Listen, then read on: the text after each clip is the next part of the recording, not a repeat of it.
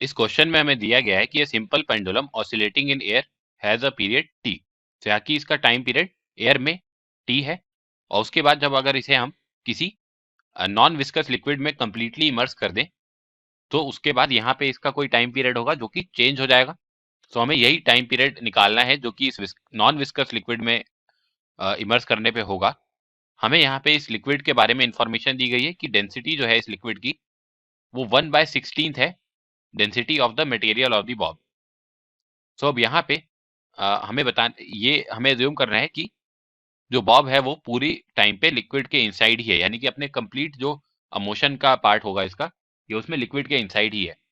सो यहाँ पे क्या हो रहा है, हम जो टाइम पीरियड होता है एक पेंडुलम का उसे रिप्रेजेंट करते हैं t is equal to 2 pi under the root L/g से। तो यहाँ पे क्या होता है, यहाँ कोई फिक्स पॉइंट होता है जिसमें यहाँ से L लेंथ की स्ट्रिंग होती है और एक बॉब होता है यहाँ पे। सो ये ऑसिलेट कर रहा होता है और टाइम पीरियड क्या होता है, टाइम पीरियड होता है इसके एक पूरे ऑसिलेशन का जो टाइम है। तो ये एक किसी आर्क को फॉलो करेगा L लेंथ की। तो यहाँ से ये जब टाइम पीरियड होगा वो हम उसे कहेंगे कि इनिशियली जो यहाँ से सपोज ये है पॉइंट इसका इनिशियल पॉइंट और ये है इसका जो एक्सट्रीम जो सेकंड पॉइंट है, इसे मैं ई से ले लेता हूँ। तो जो पूरा टाइम पीरियड है इसका वो आई से ई तक जाने का और उसके बाद ई से आई तक वापस आने का, इस पूरे टाइम को इंक्लूड करता है। तो ये होता है इसका वन ऑसिलेशन, और वन ऑसिलेशन का टाइम है यहाँ पे t is equal to 2 pi under the root L/g where g is the acceleration due to gravity. तो अब यहाँ पे क्या हो रहा है, इसे अगर हम किसी नॉन विस्कस लिक्विड में इमर्स कर दें तो सपोज यहाँ पे अब ये नॉन विस्कस लिक्विड आ गया पूरा।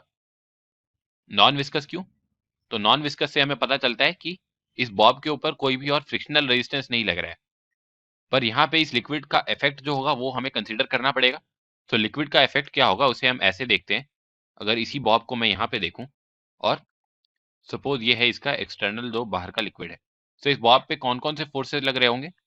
एक फोर्स तो होगा इसका सेल्फ वेट जो कि mg जो कि डाउनवर्ड डायरेक्शन में लग रहा होगा। और जब ये एयर में था और एयर को अगर हम मासलेस बिल्कुल एज्यूम कर ले, बिल्कुल आइडियल कंडीशन एज्यूम कर ले, तो इसके ऊपर यहाँ पे mg के अलावा और कोई फोर्स नहीं लग रहा था और टेंशन लग रहा था बस इसके ऊपर। तो अब यहाँ पे चेंज क्या आया है, यहाँ पे इस स्ट्रिंग के टेंशन के अलावा यहाँ पे जो चेंज आया है इस लिक्विड के कारण वो आया है इसके बॉयंट फोर्स के कारण। तो ये बॉब अगर कंप्लीटली इमर्ज है लिक्विड में इन ऑल द टाइम्स, तो हम यहाँ पे लिख सकते हैं कि इसका बॉयंट फोर्स हमेशा कांस्टेंट रहेगा और वो अपवर्ड डायरेक्शन में लगता रहेगा। सो जो बॉयंट फोर्स होगा यहाँ पे इसे क्या लिख सकते हैं, weight of this liquid displaced, यानी कि जो वेट ऑफ लिक्विड डिस्प्लेस्ड होगा वो कितने बराबर होगा, वो होगा weight of the liquid equal to the volume of this bob. So suppose इस बॉब का वॉल्यूम है v, सो यहाँ पे कितना लिक्विड डिस्प्लेस होगा, यहाँ पे होगा v वॉल्यूम का लिक्विड डिस्प्लेस। सो यहाँ पे मैं लिख सकता हूँ उसका वेट होगा v into rho L into g. So अब यहाँ पे इसे मैं इफेक्टिव जी की तरह रिप्रेजेंट कर सकता हूँ। तो यहाँ पे मैं क्या लिख सकता हूँ, यहाँ पे जो इसका नेट फोर्स है डाउनवर्ड डायरेक्शन में जो एयर के केस में था वो तो था mg, जिसे हम लिख सकते हैं v रो g के बराबर, where rho is the density of the bob. So अब जो इफेक्टिव जी है ये चेंज हो गया है और ये चेंज होकर के क्या बना है, इसे हम लिख सकते हैं v rho g minus this buoyant force which is v into rho L into g. तो यहाँ से मैं लिख सकता हूँ यहाँ पे कि अब ये जो नेट जो इसके ऊपर फोर्स आया है ये इफेक्टिव जी के कारण लग रहा होगा। तो यहाँ पे मैं जी इफेक्टिव की अगर वैल्यू निकालूं, जी इफेक्टिव यहाँ पे क्या है, जी इफेक्टिव है जो इफेक्टिव इसके ऊपर फोर्स लगेगा जो इसको ऑसिलेशन करा रहा है। तो यहाँ पे मैं लिख सकता हूँ इसे v into rho into g effective is equal to v rho g minus v rho L into g. तो यहाँ से अगर हम जी इफेक्टिव की वैल्यू निकालें तो हम उससे बता सकते हैं कि टाइम पीरियड कितना होगा, क्योंकि टाइम पीरियड में बस यहाँ पे जी इफेक्टिव में या फिर जी में वेरिएशन हो रहा है यहाँ पे इस लिक्विड के आने के कारण।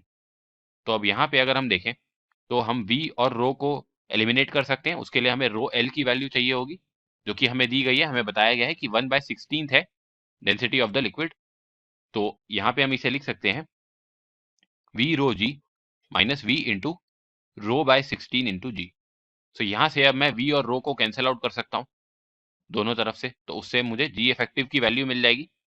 तो जी इफेक्टिव की वैल्यू क्या होगी यहाँ पे, V और रो को अगर हम दोनों तरफ से कैंसिल आउट कर दें तो जी इफेक्टिव हमारे पास आएगा G माइनस G/16, और इसे हम और लिख सकते हैं 15G/16। सो अब जब इफेक्टिव जी ये लग रहा होगा तो टाइम पीरियड में डेफिनेटली कुछ चेंज आएगा। तो जो चेंज टाइम पीरियड है अगर हम उसे निकालें तो वो हमारे पास क्या आएगा, सपोज मैं जो चेंज टाइम पीरियड है उसे टी डैश के थ्रू रिप्रेजेंट करूं, तो टी डैश होगा यहाँ पे 2 pi under the root L/G effective. जब ये एयर में था तो यहाँ पे G आता था, अब यहाँ पे G इफेक्टिव आ जाएगा। तो यहाँ पे हम जब इसे सब्सिट्यूट करेंगे तो हमारे पास आएगा 2 pi under the root L/G effective की जगह हम डालेंगे 15G/16। सो 16 यहाँ पे न्यूमरेटर में आ जाएगा। तो इसे हम कैसे लिख सकते हैं, और इसे लिख सकते हैं हम 2 पाई 16 का रूट अगर हम बाहर ले लें, 16 को इस रूट से बाहर ले लें तो हमारे पास यहाँ पे बाहर आ जाएगा इसका रूट जो कि होगा 4, और नीचे डिनोमिनेटर में भी √15 आ जाएगा और साथ में आएगा रूट अंडर L/G। सो अब यहाँ से 2 पाई √L/G को तो हम जानते हैं, ये ओरिजिनल हमें जो वैल्यू दी गई थी टाइम पीरियड की वो है। तो इसे हम लिख सकते हैं 4/√15, √15 टाइम्स टी। तो ये हमारे पास टी डैश है। सो हम टी डैश को अगर ऑप्शंस के हिसाब से देखें तो हमारे पास क्या आया है, ये हमारे पास ऑप्शन 3 मैच कर जाएगा यहाँ पे, क्योंकि ऑप्शन 3 में यही दिया है 4t मल्टीप्लाइड बाय √1/15। सो हमारा जो टी डैश है वो ऑप्शन 3 के बराबर आया है। तो यही हमारा इस क्वेश्चन का करेक्ट आंसर है। हेलो गाइस, इस वीडियो में क्वेश्चन देखेंगे जो कि बेस्ड है डैम्प्ड ऑसिलेशन पे। क्वेश्चन में क्या बोला है, damped harmonic oscillator has a frequency 5 oscillation per second. The amplitude drop to half its value for every 10 oscillations. The time it will take to drop 1/1000 of original amplitude is close to। तो हमें बताना है कि 1/1000 amplitude उसका कब हो जाएगा, मतलब ये टाइम इसमें से कौन सा ऑप्शन करेक्ट हो जाएगा। ठीक है, तो पहले तो थोड़ा समझ लेते हैं डैम्प्ड ऑसिलेशन होता क्या है और एम्पलीट्यूड का रिलेशन क्या होता है टाइम के साथ। देखो, हमारा नॉर्मल ऑसिलेशन कैसे होता है, उसमें जो एम्पलीट्यूड होता है वो टाइम के साथ कांस्टेंट रहता है ना, चेंज नहीं होता। जैसे यहाँ सपोज -2 है, तो जैसे जैसे टाइम आगे बढ़ता जा रहा है ये एम्पलीट्यूड +2 और ये -2, तो एम्पलीट्यूड 2 और -2 के बीच में ही है हमेशा, चाहे टाइम कितना भी इंक्रीज होते जा रहा है। पर डैम्प्ड ऑसिलेशन के केस में क्या होता है, ये एम्पलीट्यूड धीरे धीरे डिक्रीज करने लगता है। ठीक है, समझ गए, ये एम्पलीट्यूड धीरे धीरे डिक्रीज करने लगता है। क्यों, एक्चुअल में जो सारी मतलब ऑसिलेशन होते हैं रियल में आइडियल, मतलब आइडियल ये होता है आइडियल केस जो नॉर्मल ऑसिलेशन होता है। ठीक है, अनडैम्प्ड भी बोलते हैं। और जो रियल लाइफ में ऑसिलेशन होते हैं वो सारे डैम्प्ड ऑसिलेशन ही होते हैं। ठीक है, तो हमारा इसका जो एम्पलीट्यूड का रिलेशन होता है टाइम के साथ वो ये होता है A=A0 e⁻bt/2m। ठीक है, यहाँ A0 क्या है, इनिशियल एम्पलीट्यूड, T क्या है टाइम, B क्या है कांस्टेंट और M है मास। ठीक है, अब देखो हमें क्या दे रखा है कि 5 ऑसिलेशन मतलब फ्रीक्वेंसी है उसकी 5 ऑसिलेशन पर सेकेंड। समझ गए, यानी 10 ऑसिलेशन के बाद कितना टाइम बीत गया हुआ, देखो 1 सेकेंड में 5 ऑसिलेशन करता है, तो 10 ऑसिलेशन कितने सेकंड में करे होंगे, 2 सेकंड में, है ना। तो हम बोल सकते हैं, और उसकी ड्रॉप जो एम्पलीट्यूड है वो हाफ हो गया, तो हम ये लिख सकते हैं ए जो हो गया वो A0/2 हो गया, कितने सेकंड में, 2 सेकंड में। तो यहाँ A0 e⁻ और टी टाइम की जगह क्या आ जाएगा, 2 सेकंड/2m। ठीक है, तो यहाँ A0 से A0 कैंसिल हो जाएगा, और ये सपोज हम इसका रेसिप्रोकल कर लेंगे तो ये हो जाएगा 2 = e⁻B इंटू 2/2m। समझ गए ना, ये 1/2 था, तो रेसिप्रोकल किया तो 2 हो गया और इसकी पावर प्लस में हो गई। ठीक है, अब यहाँ से क्या करते हैं, दोनों तरफ लॉग ले लेते हैं, तो log लेंगे तो ये हो जाएगा ln 2 इज इक्वल टू, यहाँ log से मतलब एक्सपोनेंशियल और log कैंसिल हो जाएंगे, इन्वर्स फंक्शन होता है एक तरह से, तो ये हमारे पास हो जाएगा 2b अपॉन 2m। ठीक है, तो इसे ऐसे ही रहने देते हैं अभी, समझ गए, या फिर इसको b/2m हम फाइंड कर लेते हैं, तो b/2m हो जाएगा ln 2/2 is equal to b/2m। ठीक है, इसका अभी हम क्या करेंगे, यूज करेंगे। हमसे क्या पूछा है, कितने टाइम में एम्पलीट्यूड a0/1000 हो जाएगा, तो यहाँ देख लेते हैं, a0/1000 is equal to a0 e की power minus B T upon 2m। ठीक है, हमें नहीं पता वो टाइम क्या है जिसमें ये एम्पलीट्यूड डिक्रीज होके, ये देख रहे हो ना, ये एम्पलीट्यूड डिक्रीज होके a0/1000 हो गया, तो हमने उसको मान लिया t0। अब यहाँ से a0 कैंसिल हो जाएगा और इसको भी रेसिप्रोकल कर लेंगे, तो ये हो जाएगा 1000 इज इक्वल टू ई की power B T upon 2m। ठीक है ना, क्या किया हमने, रेसिप्रोकल किया, और इसकी पावर रेसिप्रोकल करेंगे तो माइनस से प्लस हो जाएगी। अब यहाँ भी क्या करेंगे, दोनों तरफ लॉग ले लेंगे, तो ये हो जाएगा ln of 1000 is equal to, यहाँ कैंसिल हो जाएगा ई, और ये हमारे पास आ जाएगा बी टी अपॉन 2m। अब हमने b/2m की वैल्यू निकाली हुई है, क्या है, ln 2/2, है ना, तो यहाँ इसकी वैल्यू पुट कर देते हैं, तो ये हो जाएगा ln 1000 is equal to b/2m की वैल्यू हमारी क्या है, ln 2/2 इंटू टी। तो यहाँ इसको इधर ले जाते हैं, तो ये हो जाएगा 2 इंटू, देखो इसको हम कैसे लिख सकते हैं, इसको हम ऐसे लिख सकते हैं 2.303 लॉग बेस 10 ऑफ 10 की पावर 3, है ना, और नीचे, और यहाँ इसको नीचे लाएंगे तो इसको कैसे लिख सकते हैं, 2.303 लॉग बेस 10, ध्यान रखना ये बेस 10 है।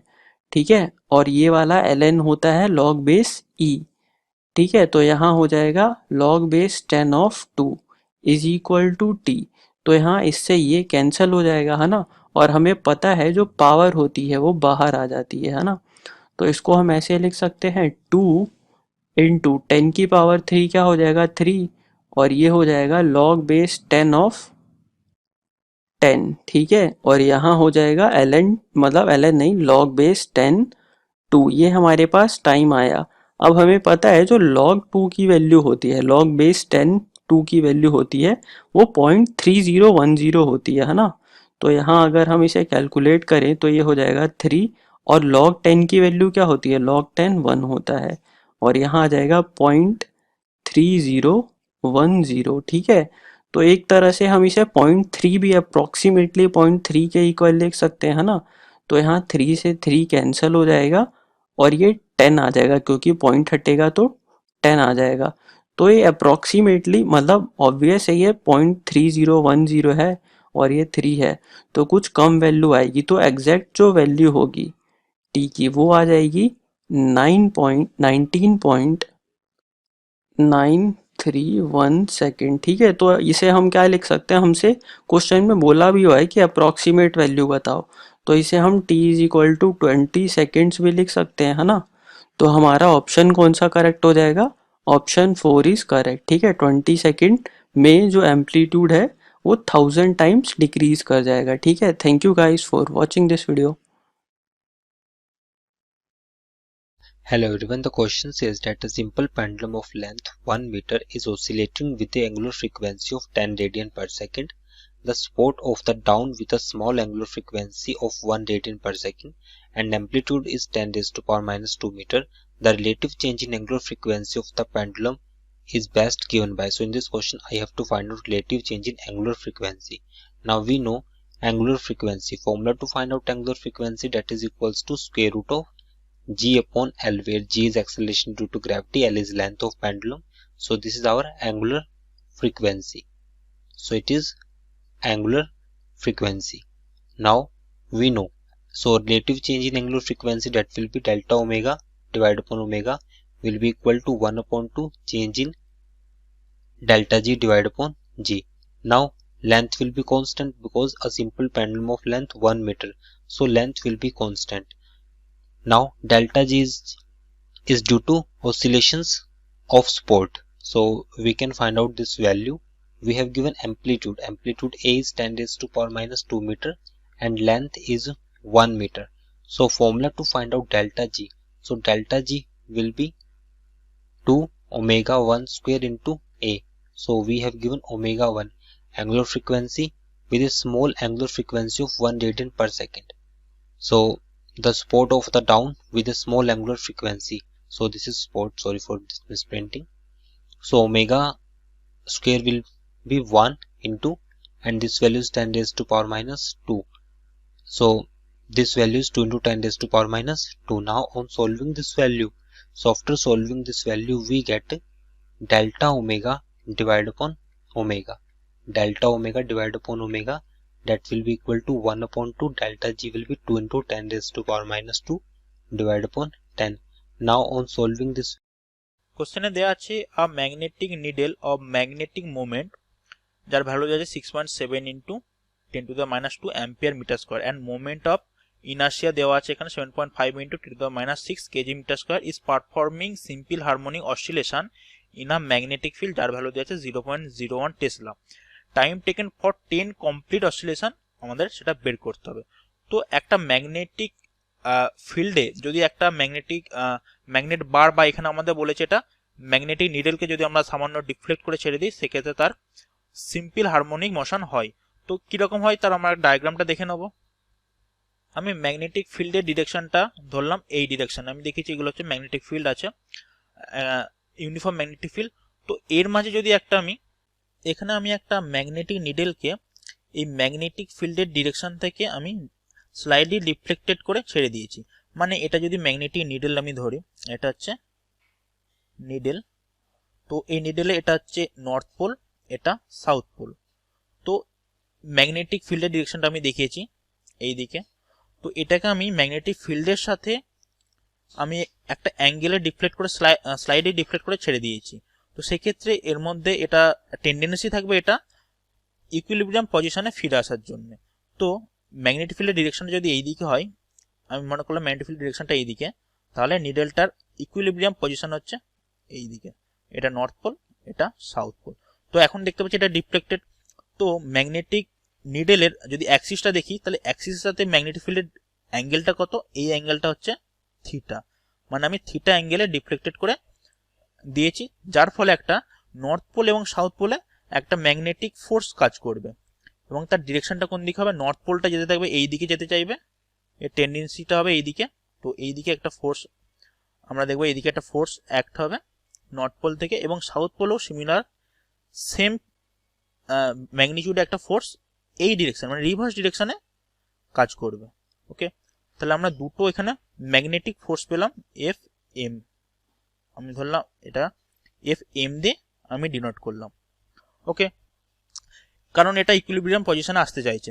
তাহলে ম্যাগনেটিক ফোর্স এফ এম এটা ইকুয়াল টু আমরা ফর্মুলা অনুসারে জানি Q M into B. Magnetic field আমরা জানি বি, কিউ এমটা কি, কিউ এমটা হচ্ছে পোল স্ট্রেংথ। তো নর্থ পোলের ক্ষেত্রে পোল স্ট্রেংথ হয় আমরা জানি পজিটিভ, এবং সাউথ পোলের ক্ষেত্রে হয় এটা নেগেটিভ কিউ এম, দুটো ভ্যালু ইকুয়াল। ওকে, আমরা দেখতে পাচ্ছি দুটো নর্থ পোল এবং সাউথ পোল একই ম্যাগনিটিউডের ফোর্স দুটো ভিন্ন ডিরেকশনে বা এটা অপোজিট ডিরেকশনে এটা কাজ করছে, যার ফলে কিন্তু আমরা দেখতে পাচ্ছি এটা টর্ক তৈরি হচ্ছে। মানে আমরা যদি এটাকে এই নিডেলের সেন্টারকে যদি ও ধরি, এই ও সেন্টার থেকে ভার্টিক্যাল অ্যাক্সিস যদি আমি একটা ইমাজিন করি, সেই ভার্টিক্যাল অ্যাক্সিসের সাপেক্ষে কিন্তু একটা টর্ক তৈরি হবে। তো সেই টর্কের ভ্যালুটা কত হবে, টর্ক টাউ ইকুয়াল টু হবে কত, মাইনাস এফ এম ইন্টু এর মধ্যে এফেক্টিভ লেন্থ। তো এফেক্টিভ লেন্থ বলতে কোনটা, আমি যদি এফেক্টিভ লেন্থটাকে এক্স ধরে নিই, এফেক্টিভ লেন্থ হচ্ছে এই নর্থ পোল থেকে সাউথ পোলের মধ্যে পারপেন্ডিকুলার ডিস্টেন্স। যদি আমি এই পয়েন্ট থেকে এখানে একটা পয়েন্ট নিই, এই ডিস্টেন্সটা হচ্ছে এফেক্টিভ লেন্থ, এটা হচ্ছে এক্স। তো এই এক্স এর ভ্যালুটা কি করে পাবো, এখানে আমরা অ্যাঙ্গেল দেখতে পাচ্ছি থিটা। তো এই নিডেলের যদি আমি লেন্থটা ধরে নিই 12 ধরে নিই, সেক্ষেত্রে কিন্তু আমরা এফেক্টিভ লেন্থটা পেয়ে যাবো। এটা আমি মনে করলাম এর লেন্থটা হচ্ছে 12। ওকে, এটা আমি 12 ধরে নিলাম। তাহলে এক্স এর ভ্যালুটা কত পাবো, 2l sin থিটা, কারণ অ্যাঙ্গেলটা হচ্ছে থিটা।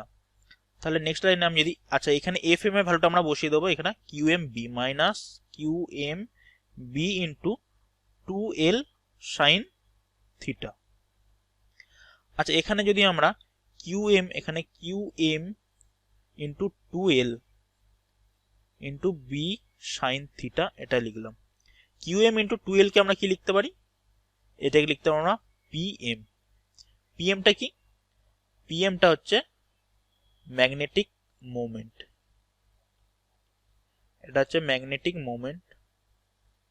ওকে, যেটা ইকুয়াল টু আমরা লিখতে পারি QM মানে পোলশন ইন্টু এর মধ্যে লেন্থটা, পোলশন ইন্টু লেন্থ, 2l এখানে লেন্থ নিয়েছি আমি, তো এখানে আমরা PM লিখতে পারি PM B sin থিটা।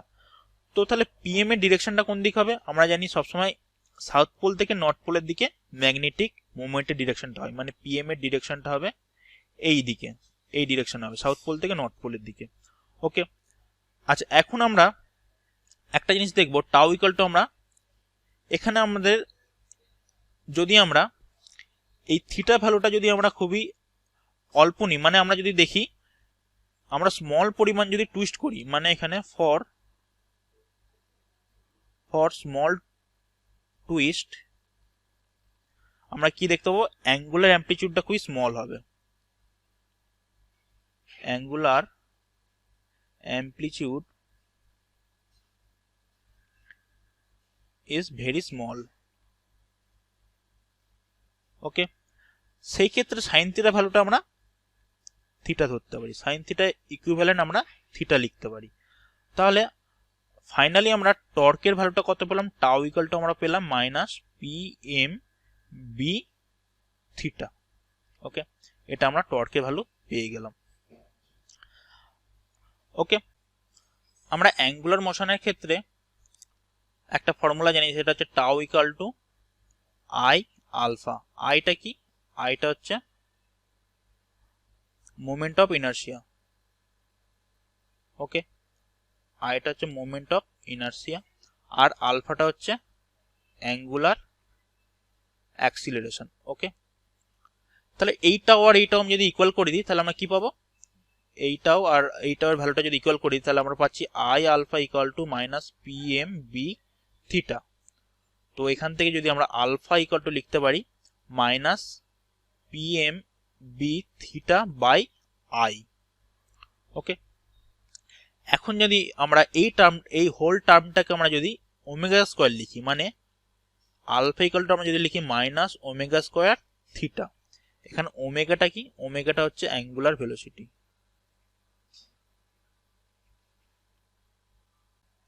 এবং এই অ্যাঙ্গুলার ভেলোসিটির ভ্যালুটা কত পেলাম, ওমেগা স্কোয়ার ইকুয়াল টু এটা আমরা ধরে নিয়েছি PM B বাই I, তাহলে ওমেগা ইকুয়াল টু হয়ে যাবে root over PM B by I।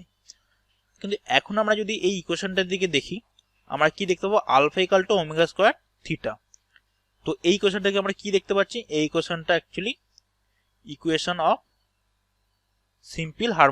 Simple harmonic motion SHM এর এটা ইকুয়েশন আমরা দেখতে পাচ্ছি, কারণ alpha equal to omega square theta. Okay, তাহলে এখান থেকে আমরা ওমেগার ভ্যালুটা এখানে বের করে নিয়েছি।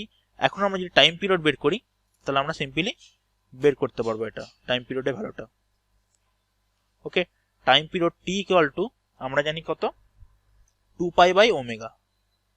এটা যদি 2 পাই বাই ওমেগা করে দিই তাহলে আমরা কি পাবো, 2 পাই বাই ওমেগা মানে 2 পাই ইন্টু এটা রুট ওভার হয়ে যাবে I বাই PM B। তাহলে আমরা টাইম পিরিয়ডের ভ্যালুটা পেয়ে যাব।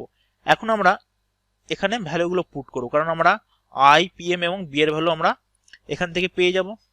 তো এখানে I মানে হচ্ছে মোমেন্ট অফ ইনার্শিয়া, এটা ভ্যালু দিচ্ছে 7.5 ইন্টু 10⁻⁶ কেজি মিটার স্কোয়ার। ওকে, ম্যাগনেটিক মোমেন্টের ভ্যালু দিচ্ছে 6.7 ইন্টু 10⁻² অ্যাম্পিয়ার মিটার স্কোয়ার, এবং ম্যাগনেটিক ফিল্ডের ভ্যালু দিচ্ছে 0.01 টেসলা। তো এখন এইগুলো পুট করে দেবো ভ্যালুগুলো, তাহলে এটা লিখবো 2 পাই ইন্টু I এর ভ্যালু হচ্ছে মোমেন্ট অফ ইনার্শিয়া ভ্যালুটা পেলাম আমরা 7.5 ইন্টু 10⁻⁶ বাই ম্যাগনেটিক মোমেন্টের ভ্যালু দেওয়া হচ্ছে 6.7 ইন্টু 10⁻², আর ম্যাগনেটিক ফিল্ডের ভ্যালু দেওয়া হচ্ছে 0.01 টেসলা।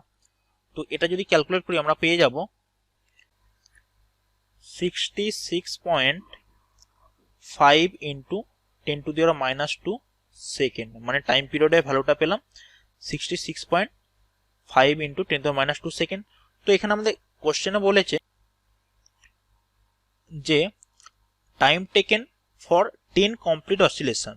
তো 10 কমপ্লিট অসিলেশনের ক্ষেত্রে টাইম আমরা যদি টোটাল টাইম বের করি তাহলে আমরা অ্যান্সারটা কি পাবো, যদি আমি এটাকে T10 ধরে নিই তাহলে 10 দিয়ে মাল্টিপ্লাই করতে হবে 10 ইন্টু টি, তাহলে আমরা 10 দিয়ে মাল্টিপ্লাই করলে পেয়ে যাবো 10 ইন্টু 66.5 ইন্টু 10⁻² সেকেন্ড হবে, এটা হয়ে যাবে 6.65 সেকেন্ড।